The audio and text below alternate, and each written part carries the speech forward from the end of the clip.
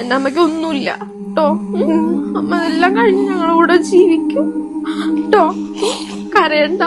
കുട്ടികളെ ഇവിടെ ഒന്ന് ജീവിക്കണം, എല്ലാരും സഹായിക്കണം. ലക്ഷങ്ങളിൽ ഒരാൾക്ക് സംഭവിക്കുന്ന മാരകമായ അസുഖമാണ് ശ്വാസകോശം നശിച്ചു പോയിട്ട് ഈ ഒരു അവസ്ഥയിൽ ജീവിക്കേണ്ടി വരുന്ന ഒരു സാഹചര്യം. 24 മണിക്കൂറും ഓക്സിജൻ സിലിണ്ടറിന്റെ സഹായത്തോടു കൂടിയിട്ട് ജീവിക്കേണ്ടി വരും.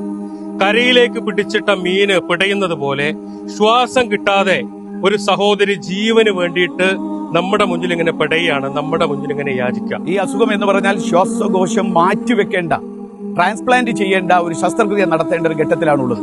24 മണിക്കൂറും ഇന്ന് യന്ത്രത്തിന്റെ സഹായത്താൽ ശ്വസിച്ചുകൊണ്ടിരിക്കുന്ന ഒരവസ്ഥയാണ് ഉള്ളത്. എത്രയും പെട്ടെന്ന് 80 ലക്ഷം രൂപ കണ്ടെത്തിയാലേ അവരുടെ ജീവൻ രക്ഷിക്കാൻ സാധിക്കുള്ളൂ. ഹൈദരാബാദിലെ യശോദ ആശുപത്രിയിലാണ് ജയമോഹിനി ഉള്ളത്. നിങ്ങളെല്ലാവരും സഹായിക്കണം എന്ന് അഭ്യർത്ഥിക്കുകയാണ്. അസ്സലാമു അലൈക്കും വറഹ്മത്തുള്ളാഹി.